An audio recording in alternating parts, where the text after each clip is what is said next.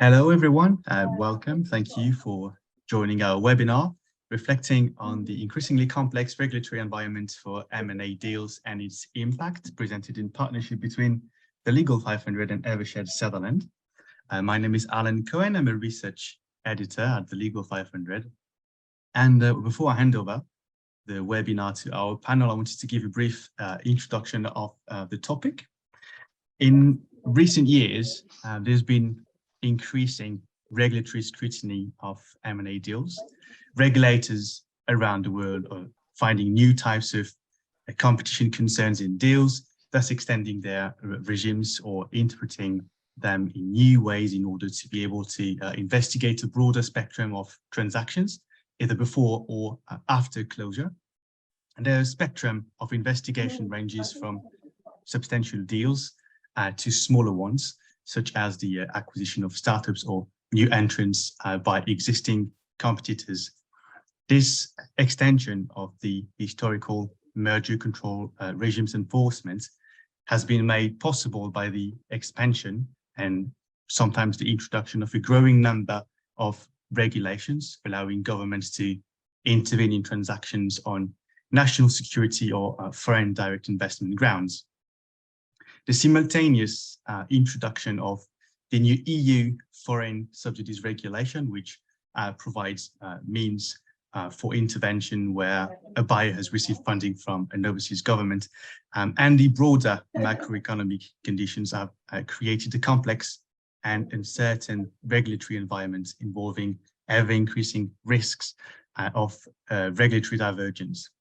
This session today aims at presenting a comprehensive overview of the current regulatory landscape and providing practical advice for in-house counsel around the world. And so today we're bringing together a panel of speakers with expertise in both corporate and tax to discuss multinational corporate reorganizations. The speakers will explore the various elements that make up these transactions, from planning to due diligence and from key project deliverables to post-completion matters. They will consider challenges and opportunities and will also take a look forward to the lessons we can learn from deals in 2023 with views from the UK, Europe, the US and Hong Kong. And to moderate this session, I would like to welcome Eric Nye. Eric, I don't know if you want to say a quick hello so everybody can see who you are on the screen. Hi, how are you? Eric is head of the Evershed Sutherland corporate team. He's based in Paris. And joining Eric is Jocelyn Chow, who's off counsel at the Evershed Sutherland's competition EU and trade team in Asia. She's based in Hong Kong. Peter Harper is with us as well. Peter is a partner in the Evershed Sutherland Competition EU and Trade Group based in the UK. I would also like to introduce Josh Shapiro, who's a partner in Evershed Sutherland's Antitrust Competition and Distribution Practice Group based in the US.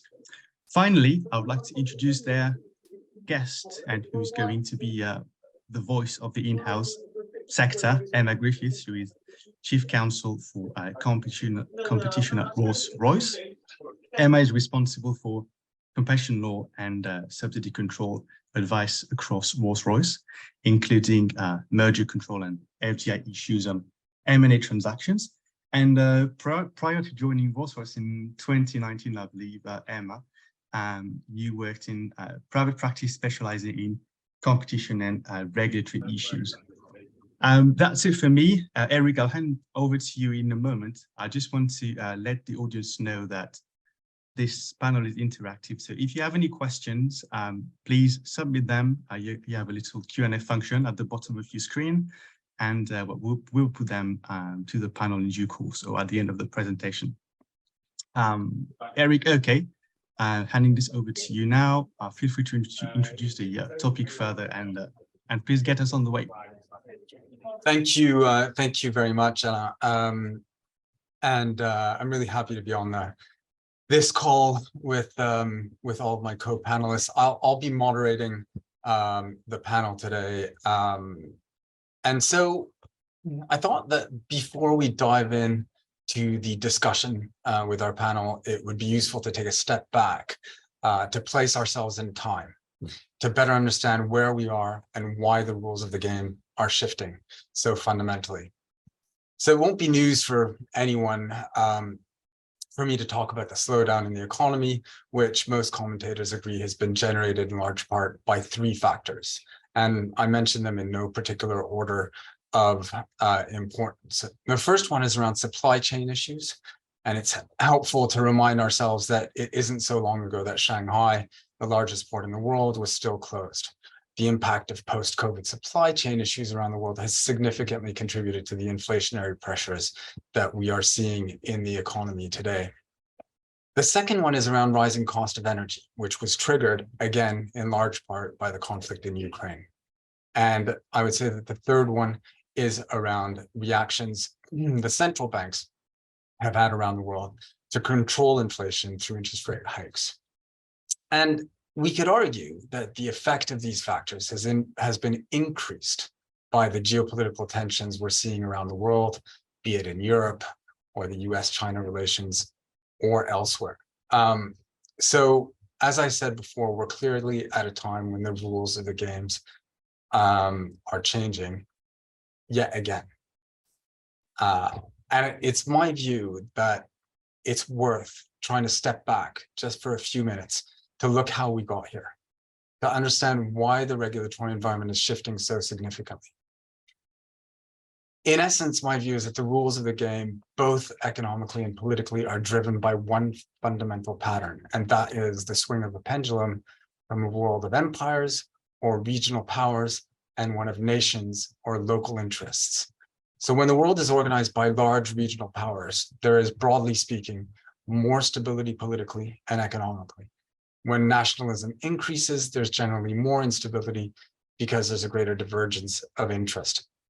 So if we look back a little bit, and this won't take long, but if we look back over just over a century, just before the First World War, we're in a world governed by three empires: the Ottoman Empire, the British Empire, and the Austro-Hungarian Empire. After the First World War, there is but one, the British Empire, of course, and we enter into a 20-year period marked by a huge pandemic with more than 50 million people dying from the Spanish flu, and then a major economic crisis, which starts in 1929, the Great Recession, which is marked by massive inflation, interestingly, increased interest rates, the rise in populism, and nationalism. The Second World War completely changes the rules of the game, and we find ourselves in a 45-year period of relative stability and economic prosperity, with the rules of the game driven by two competing empires, this time the US and the Soviet Union. My position is that the beginning of our contemporary period starts with the fall of the wall in the late 80s. And over the last 30 years, we've slowly but surely been moving from a bipolar to a multipolar world, with, again, a major economic crisis in 2008, the rise of nationalism and populism over the next decade, a pandemic, and now geopolitical tensions again in a very national environment. So the reason for looking back is super simple, and that is that our regulations now reflect the fact that nation states are increasingly looking to control their national strategic interests locally. So after COVID, food and pharma are strategic issues. With the quickly changing importance of data and tech, our innovative tech startups are strategically important.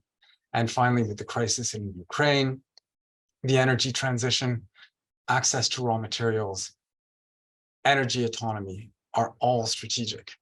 And the M&A transactions, which we're going to be talking about, which affect ownership or control of these assets, are therefore strategic. So turning to the panel now, and this one is for all of you, but I'll go to Emma first. What, Emma, would you pick out as the standout, key regulatory changes for M&A that you've seen over the last few years? Thanks, Eric, and thank you to you and the team for inviting me to join the panel today. So standout change from the last few years, and this is probably the last 3 to 5 years. I won't go back over a kind of century of history, which was a really useful overview. But I think it's an increased lack of certainty. So it feels like there are no longer any safe harbors or reliable rules of thumb that you can give when you're advising the business. And I particularly find this, in-house when you get involved at a very early stage. I can no longer really give the business any comfort that, just because it's a really small target with very little revenue, or as long as they stay below a certain percentage of equity, that you can avoid or minimize your regulatory filings. It feels like all the changes and the increased flexibility means that you have to look at every single deal in a lot more detail than perhaps you needed to a few years ago. Thanks. Peter, what are your thoughts? Thanks, Eric, and pleased to be here today to speak with you all. So, I completely agree with Emma, but I think from my point of view as a competition lawyer, there have been kind of fundamental changes in the way in which competition law attaches to M&A. But I think the standout change for me over the last kind of same time horizon as Emma, so the last 3 to 5 years, is simply the extent to which there is now regulation of M&A deals on non-competition grounds.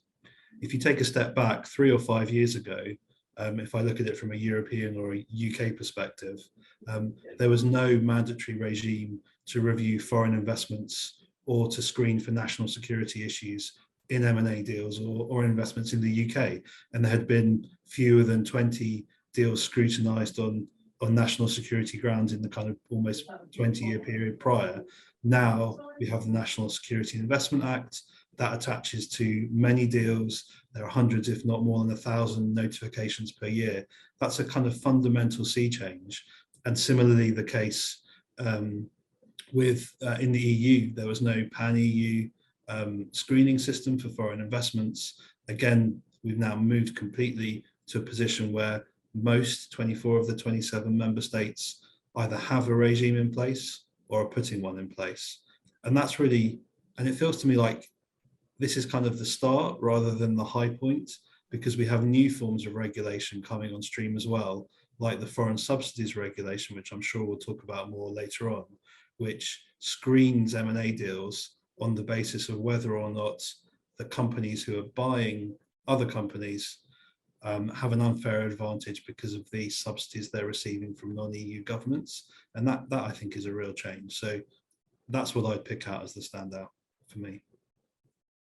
Thanks, Peter. Yeah, interesting and in line with what Emma was saying. Josh, can I turn to you for your thoughts?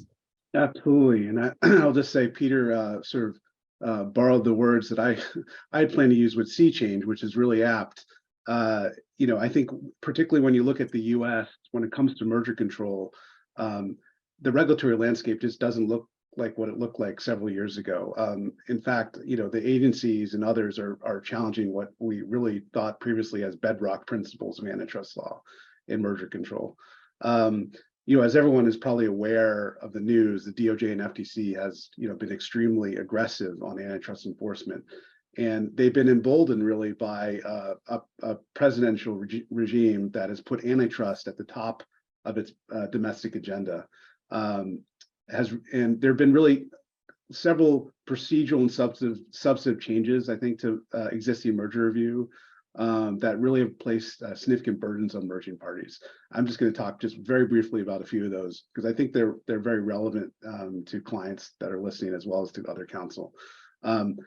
First, on the procedural changes, and these, again, these are changes to the HSR regime that seem, perhaps at first glance to be relatively minor, but they actually have significant impacts on actual deal review. The first is, the FTC shortly after the pandemic, sort of under the guise of, dealing with the influx of deals and also dealing with the pandemic-related restrictions, that had an indefinite suspension on their early termination program. And for folks that regularly file mergers in the US and go through the HSR process, people are used to early termination. And in 2019, for instance, early termination was granted in about half of the HSR reportable deals.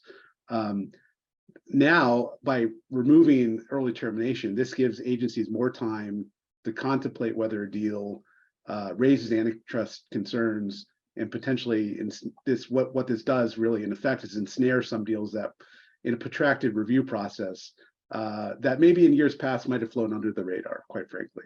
I think the second big procedural change is the FTC in particular, which sort of manages the pre-merger notification office that looks at sort of whether HSRs should be filed, has called into question the precedential value of its prior opinions. And this was done in August 2021, again, in the Biden administration. The FTC made clear that their prior interpretations really did not carry the force of law, which everyone understood, but still we relied on them. And that some of those prior interpretations don't necessarily reflect modern market realities or the policy positions of the FTC. The impact of this is unclear, but this has certainly pushed merging parties to file HSR in situations where previously they might not have. And finally, in the procedural element, there's been the issuance of what's called warning letters. So this is where merging parties during their 30-day waiting period, on the eve of expiration of their waiting period, they receive from the agencies, really the FTC, a letter that states the investigation remains open and ongoing, and the parties, though free to close, do so at their own risk. And what do you do when you receive a warning letter? That there's really not much guidance here. But agencies, frankly, have always retained the jurisdiction to investigate and challenge mergers in the U.S.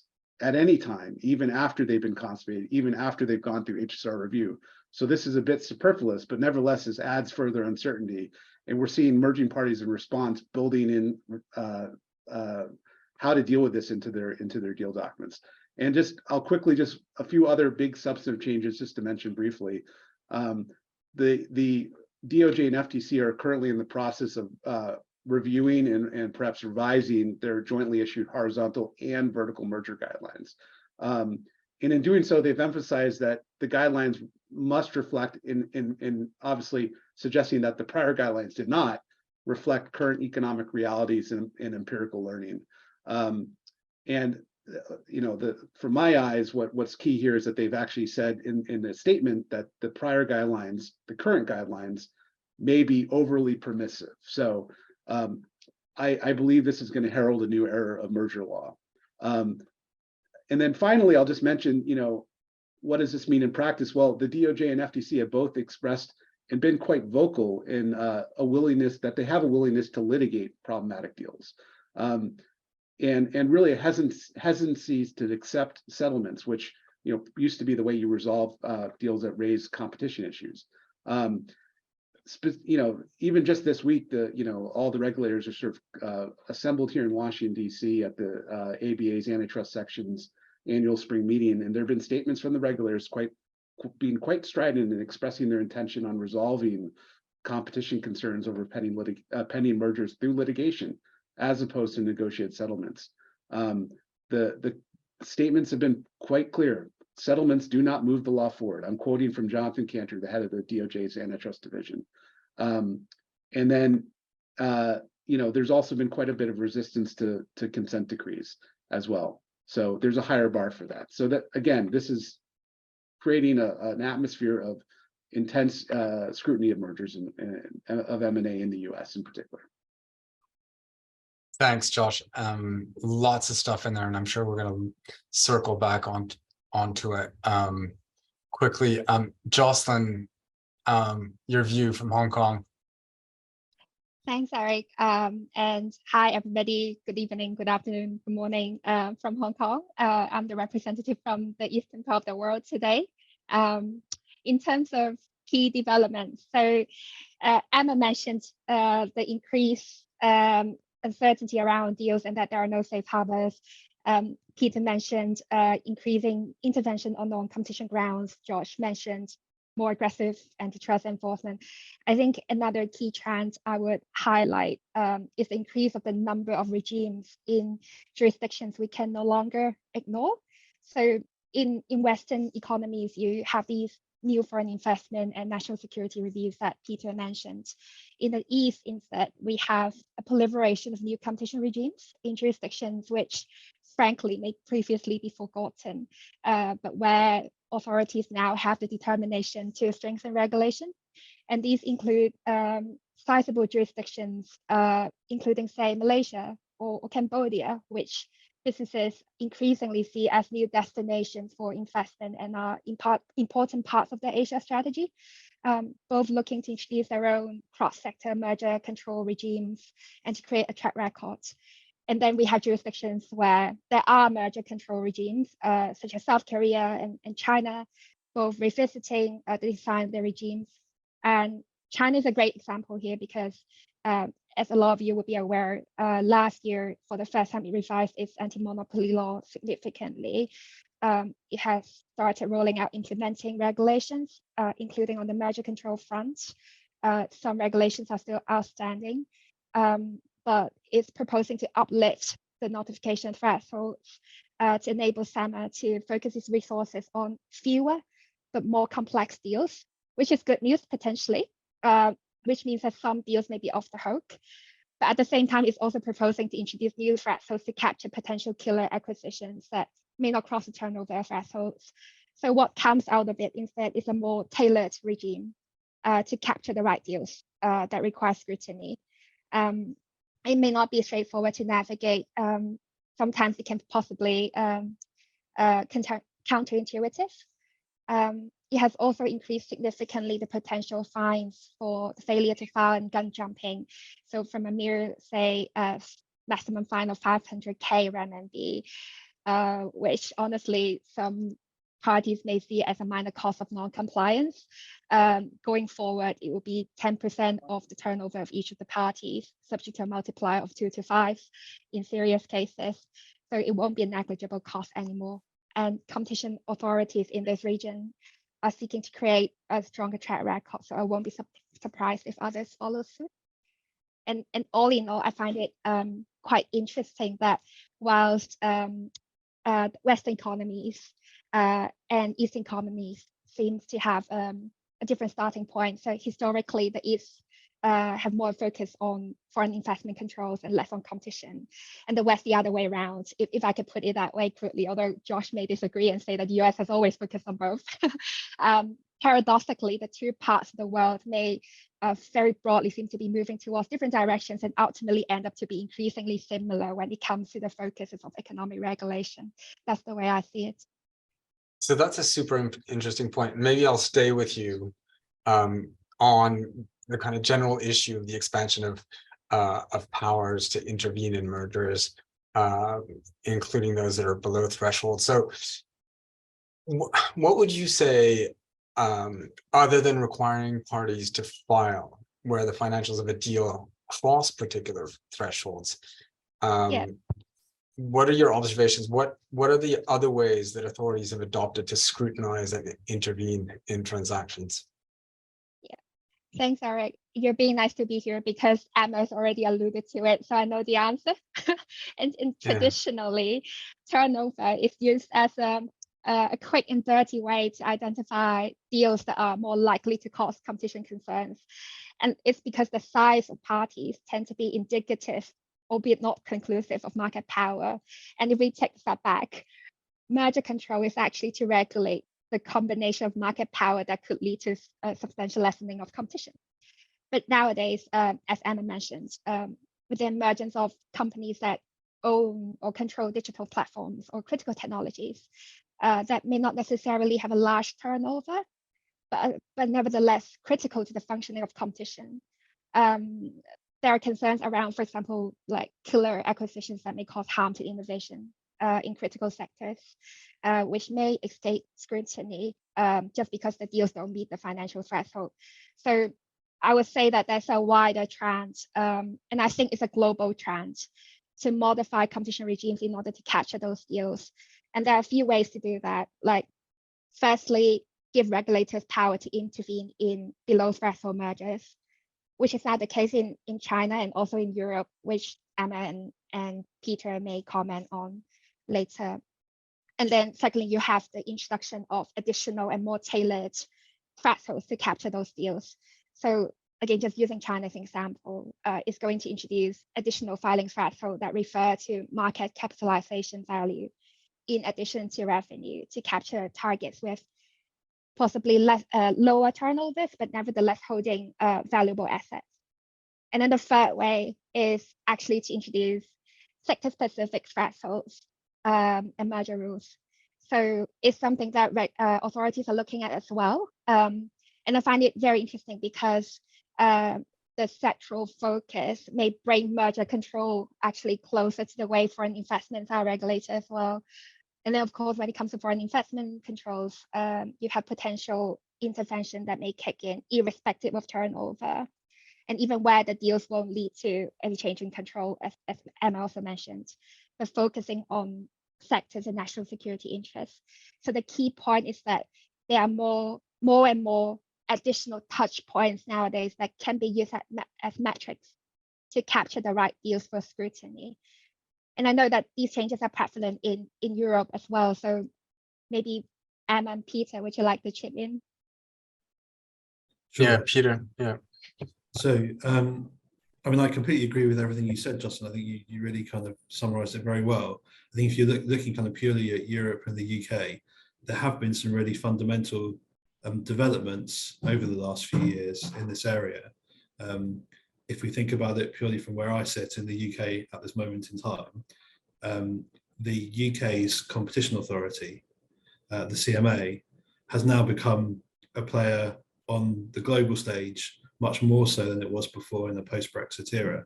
So it now has the mandate to review cross-border deals in a way in which it was not able to do before.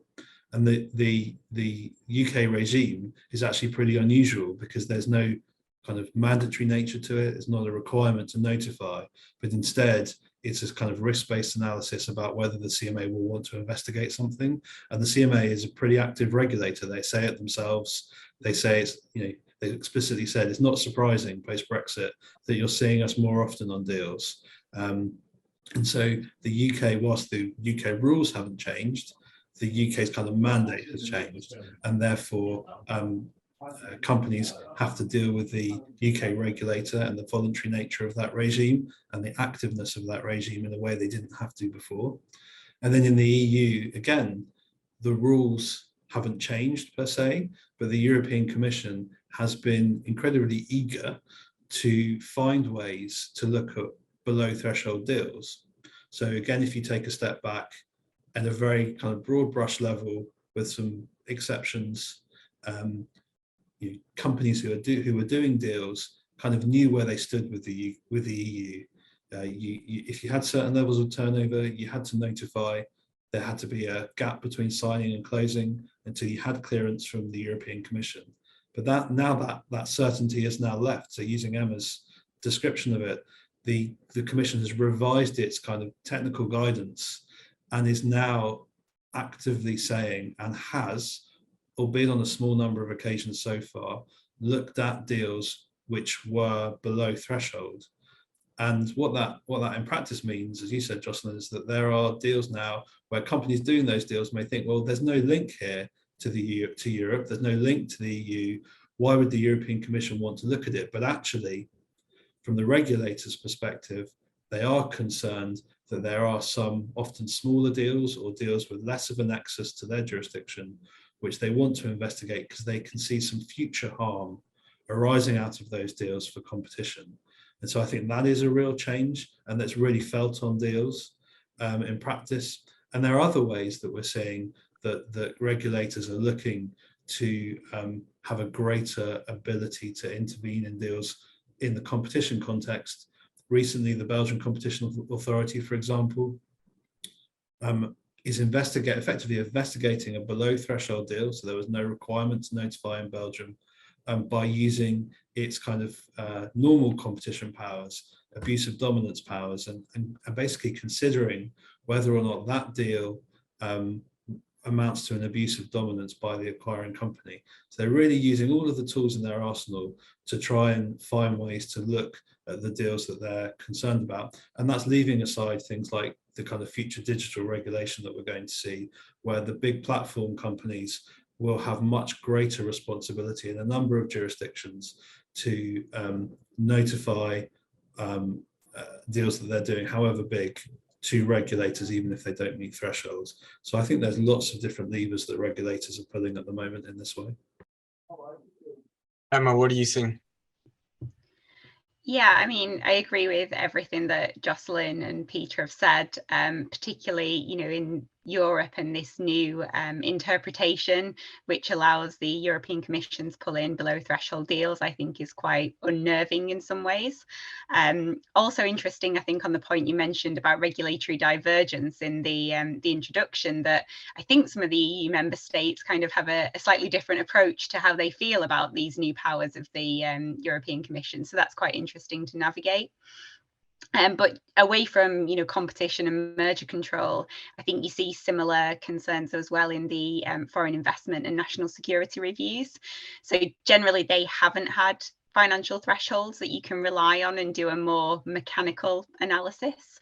But they do, many of them do still have substantive criteria that you can test yourself against. So, do you supply export control products? Do you have contracts in the defense sector? There are, criteria which give you some certainty, but then you generally find that the regulator has some kind of catch-all or sweeper power underlying everything. So even if you've gone through, you've done your detailed analysis, we don't hit any of these criteria, you're still then at risk that the regulator just takes the view, the deal, it just wants to look at it and can call it in nevertheless. And I think that just leaves parties with this lingering uncertainty that even if you've done all your analysis, you've worked through, everything you can do, you're still at the mercy of just it not passing the sniff test with the regulator. All right, thanks, Emma. I mean, just pausing there for a second, Peter and Emma, and you mentioned Article 22, which is kind of scary. I mean, do you think that there's a sort of national strategic aspect to the use of being able of that tool by the Commission, Peter, to go and look at I was talking about in my introduction the fact that nation states are looking at protecting their gems, their innovative small startups that can be eaten up by some other companies. Do you think that's a tool that's being used in that circumstance?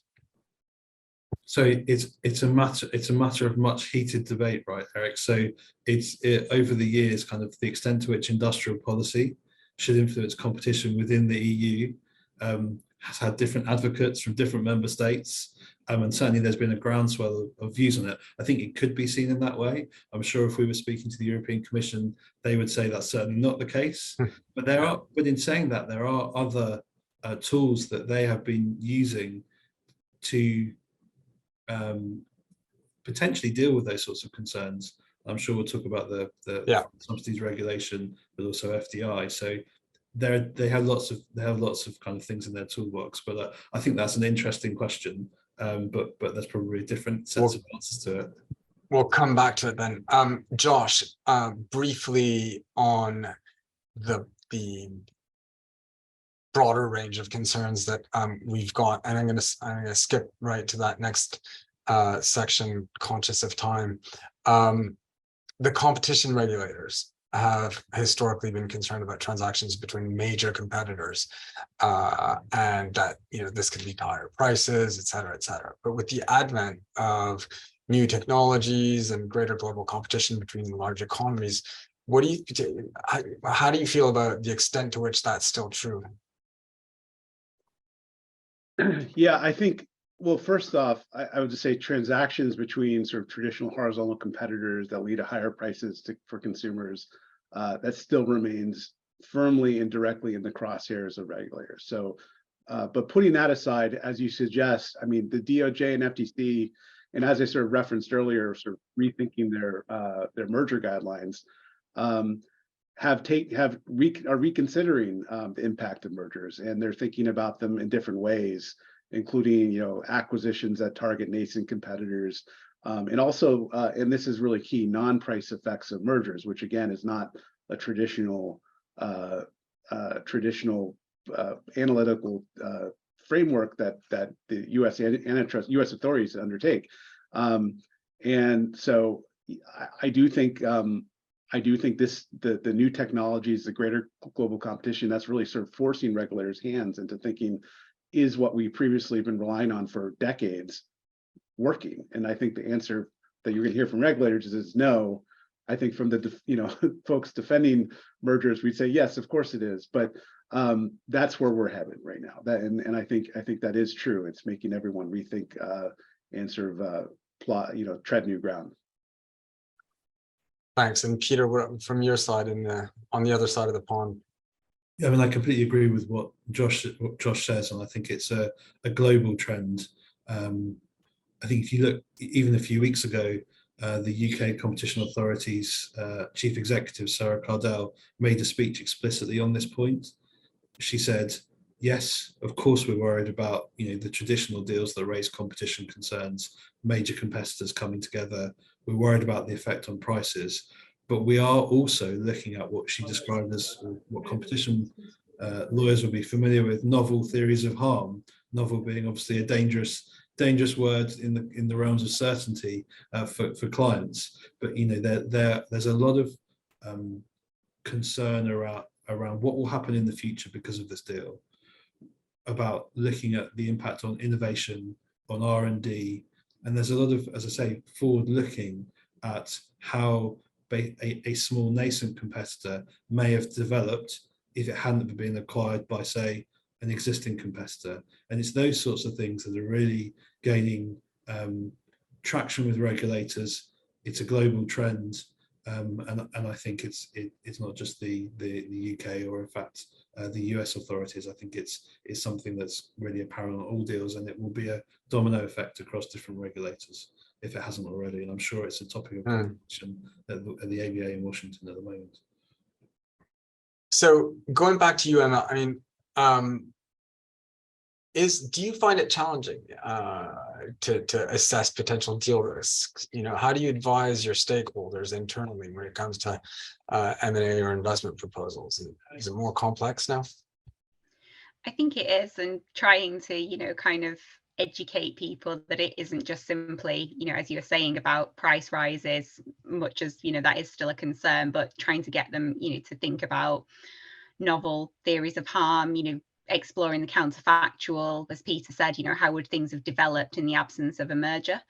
I think just on, novel theories of harm as well, just procedurally, it seems that, there's a lot more litigation or potential for litigation now, and regulators are being more bold in pursuing some of these cases. And if parties are willing to challenge that, the regulators may not succeed in court, but as a party, you have to consider, the timeline impact of challenging this, the cost impact on the deal, and even the reputational risk, because you could win in substance, but the headlines will still be that there's some kind of litigation going on around a merger. So there's lots to think about, both substantively and procedurally, from these new novel theories. And internal documents as well, I think, is another area where we have to be have a really strong, consistent pro-competitive rationale in our internal strategy documents for deals that we want to do, because any ambiguity or uncertainty in those documents about how we see the market, I think it's not ideal in the current climate with regulators. Okay, well, sticking with you, Emma, this next one that I'd like to ask you as well is around foreign direct investment. I mean, we've talking about foreign direct investment a lot in the last 2.5, 3 years. FDI filings are becoming obviously more commonplace. And as an M&A lawyer, I think that, my view is that they're sometimes opaque, and I think probably on purpose. I mean, or at least the drafting is, and the way that they're set out. But for you, what are the issues that these regimes are trying to identify, and how easy is it to identify these issues and deal with them? And in your experience internally or in-house, to get a deal over the line? Yeah, so I think lawyers generally kind of struggle a little bit with, FDI, because you have these, non-defined concepts of things like national security and public order. And as lawyers, we all like, defined terms and clarity, and it perhaps isn't there the same in FDI and national security. So, I mean, as you say, it's deliberately, the governments and regulators want to give themselves the flexibility to, address issues as they see fit, but it does make it a challenge to identify sometimes. I mean, in like Rolls-Royce, it's aerospace and defense, a big sector for us. And sometimes I think it's easier in, things like the defense sector, where the issues are perhaps more obvious. And also the business already has quite a good relationship with government stakeholders, like they're the customer, so you already sort of know better. I think it's possibly more challenging some of the other sectors that are under scrutiny, that maybe don't have that traditional relationship with government, or where the issues are less obvious, things like semiconductors. It may be harder there to assess what the issues are than it is in, the defense space. Personally, I think I'm quite lucky because we have a really good, government relations and public affairs team internally at Rolls-Royce. And I find working with them really closely, they're really helpful in being able to, they understand the politics, not just in the UK, but around the world. And that's really helpful for me, anticipating the issues and the concerns that could arise. So definitely making use of the other resources internally. So it's interesting that you say that, because as an M&A practitioner, I guess over close to 23, 24 years now,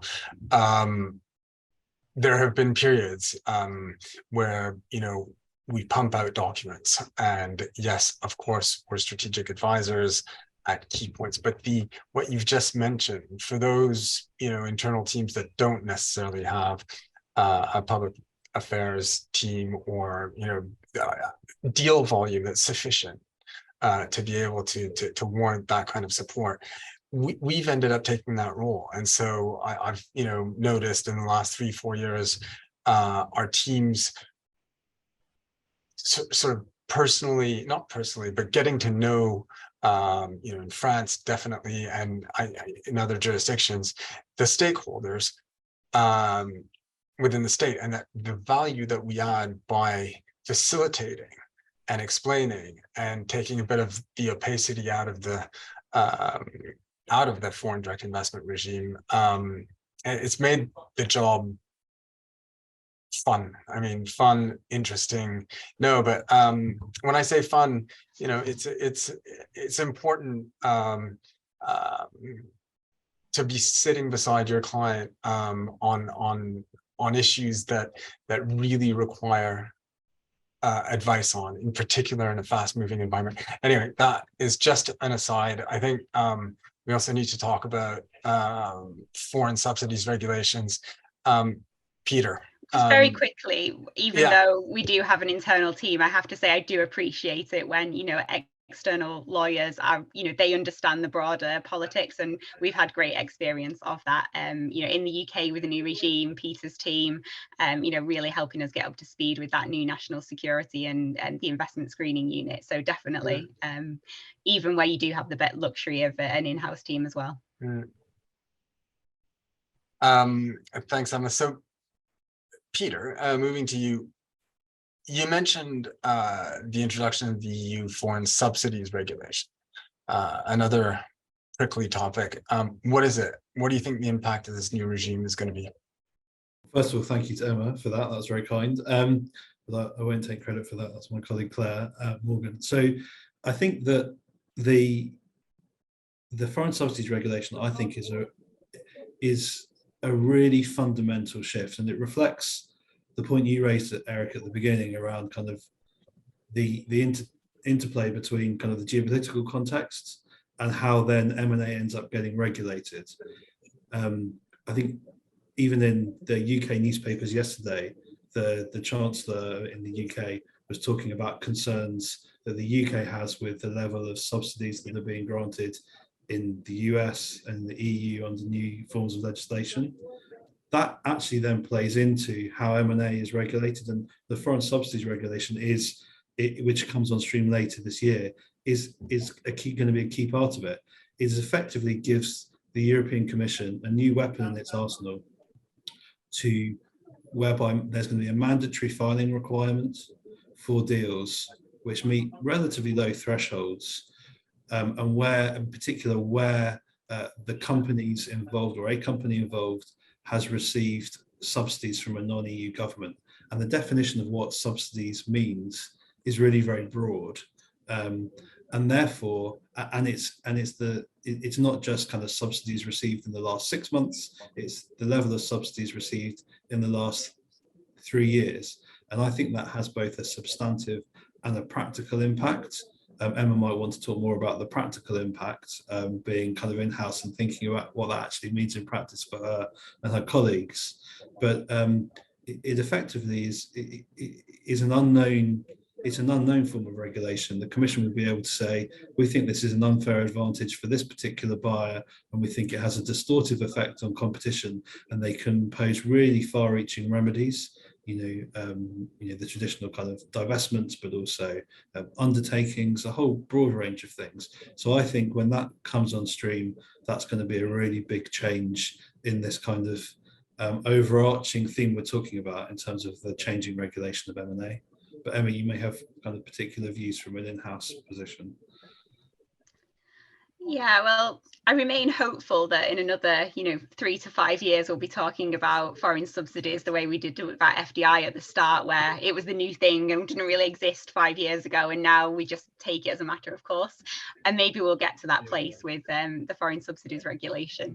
But I think, as you say, the initial period, while both the companies and the Commission get to grips with, how this operates, what it's intended to do, how we, address it and give the information, it's going to be quite a challenging period.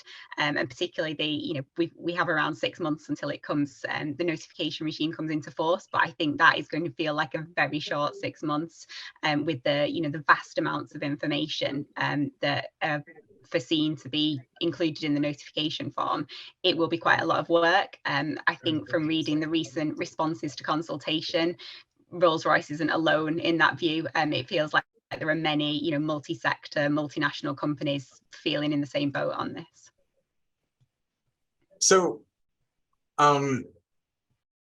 we're getting to just before the time at which anybody who has any questions can come out and ask them. But if we bring it all together, from what we've heard today, essentially there's going to be more detailed scrutiny of a broader range of deals, more regulatory complexity to navigate. Across the panel, and maybe Emma again, what are the key other themes that you think are out there? I think maybe an increased sense of, extraterritoriality and countries looking more outwards at deals that, they can draw in.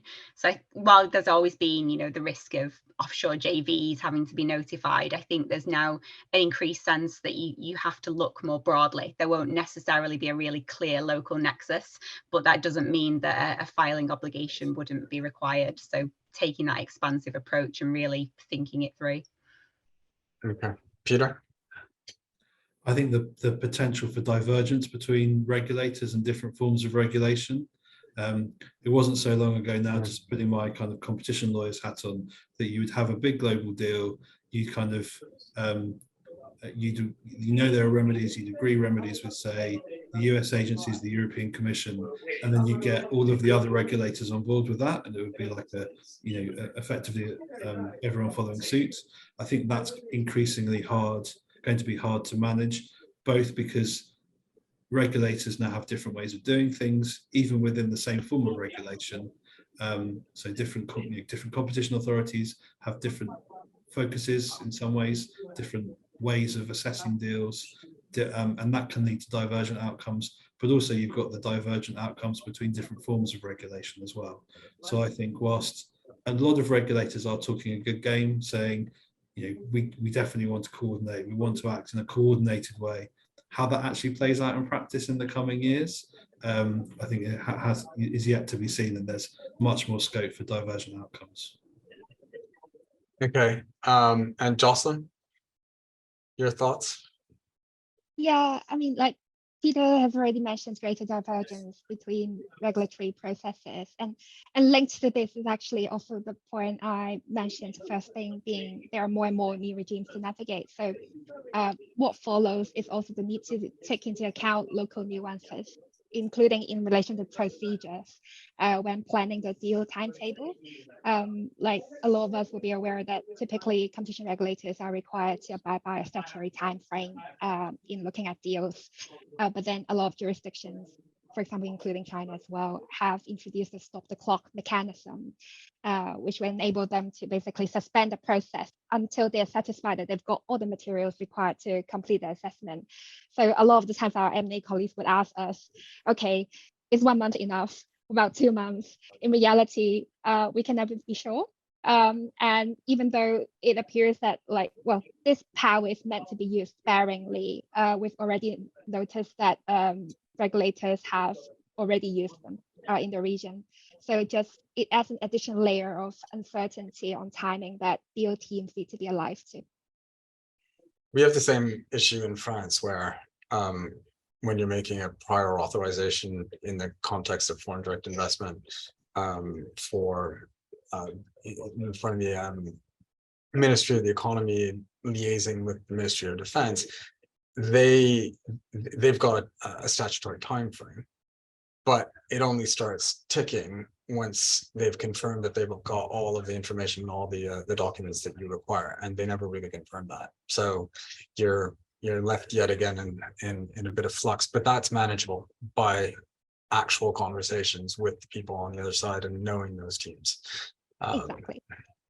So conscious of time, and I'm going to ask each of you on this one, what does it mean in terms of pulling together the right team to anticipate and manage deal risks? So do you have any reminders, any key points that you want to leave the audience with?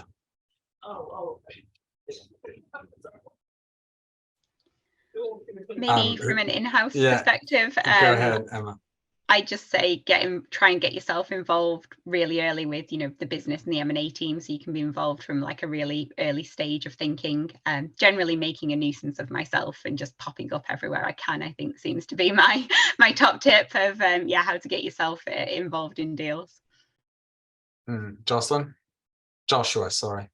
Yeah, I think certainly if you have in-house antitrust counsel, you should be involving them as soon as possible. I think from an outside counsel perspective, and working with deal teams and M&A teams, is inserting myself in the antitrust work stream as early as you can in the M&A process as well. Also, just to echo a comment that Emma made, I think very early on in the presentation, there really aren't any safe harbors anymore, particularly in the US. So there's really no deal too small that can't be investigated, no market too small. So again, sometimes there's a tendency to think, well, I'm below the HSR threshold, I don't have to worry. You need to pay attention, particularly if there's strategic assets involved and strategic competitors. Peter? I mean, I'd echo everything that's been said already. Early involvement, super important. And then, as Josh says, there's a much broader range of deals now that get impacted by different forms of regulation. So you can't just say, okay, well, we don't compete with this business, therefore we don't need to think about competition. That's not the case anymore. There's clearly not a national security risk here. We don't have to think about national security screening. Unfortunately, that's not quite how on and so forth. So I think it's just about making sure that the team is involved on all deals because of the breadth of things. Yeah, and before I come to you, Jocelyn, just one quick comment on that. I think the way that I would put it is, whereas in the past, competition issues and foreign direct investment issues were dealt with on a signing closing timing. In other words, towards the back end of the transaction before you sign. I would suggest that this is a kickoff meeting issue, a go, no go issue. Do we have serious issues here, irrespective of size? And I'm not going to repeat what all of my colleagues have said, but it really needs to be dealt with upfront. Jocelyn, sorry. Thank you, Eric. And I'll just close by saying, just don't make assumptions. simply based on deal size, market shares, sectors. Like these are useful metrics, but like based on everything we said today, they are not conclusive. And also don't assume that just because the deal risks appear to be low in one jurisdiction, it will be the case in another, because different jurisdictions have different touch points and regulatory approaches. My favorite example is a supermarket deal from a few years ago in China, in which the parties got merger clearance, but then on the next day, they were asked to file for national security review. And as it turns out, the supermarket chain in question turns out to be a supplier of the actors in the defense sector. But NSR clearance wasn't even a condition precedent under the FTA. So like, again, involve counsel early because it will have bearing even on the due diligence that you have to go through in order to assess the deal risk. Thank you. So I've had a look on the Q&A, and there are no questions which we haven't addressed yet. Maybe with the time that we have left, we could address one or two quick, although we've only got a couple of minutes. But to Emma and maybe Jocelyn, how do you think the changes are going to affect where or how international private investors deploy their capital? Any thoughts on that, Emma, maybe first? I'm not sure.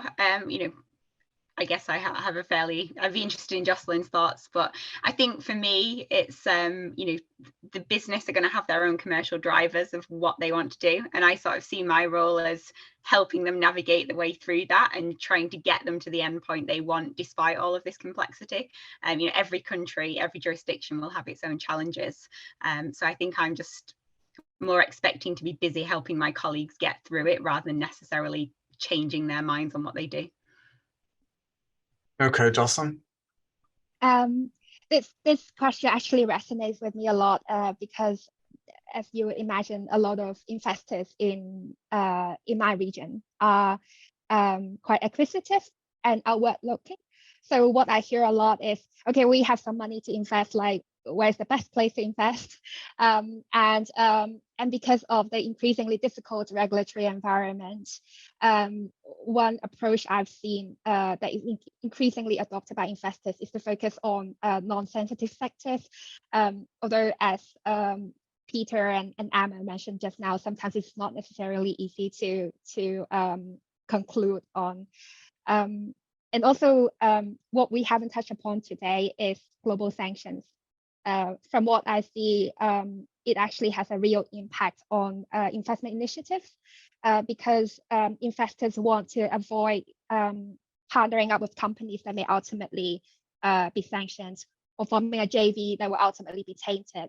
The stakes are high. And so you see how different aspects of trade and economic regulation come into play. And it's important for us lawyers to assess deal risk holistically. Yeah, absolutely. I mean, we haven't touched on the sanctions, but that's one of the key other aspects that we're having to go through right now. And I mean, the novelty of certain issues in M&A, data in the due diligence process, and some of those questions, sanctions are popping up,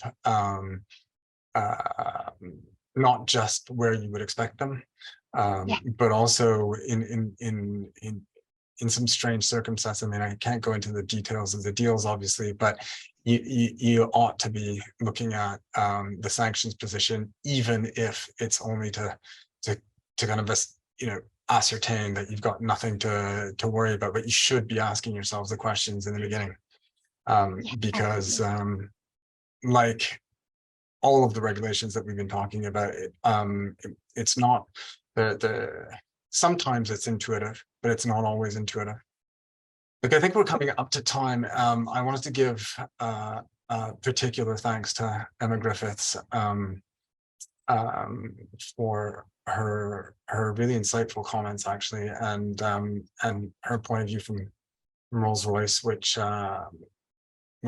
is probably a company that has got to deal with a lot of these issues regularly, and so your viewpoint is valued and valuable. And Jocelyn, I think it's probably getting not so late in Hong Kong, but getting there. And thank you very much for your view from there. Josh, unfortunately, you've got your whole day ahead of you, unfortunately. So thank you both, and Peter, of course, my partner in London. Alain, do you want to wrap up? Absolutely. Well, thank you very much. I thought that was very interesting. Hopefully it was very useful as well. And a huge thank you, to Evershed Sutherland to making this possible. Thanks to you, Eric, for moderating. To Emma, as you said, thank you so much. Jocelyn, Josh, and Peter. Thank you to the audience. If you have any questions, I do encourage you to get in contact with the Evershed Sutherland partners who spoke with us today. And we hope to see you in another webinar shortly. Goodbye, everyone.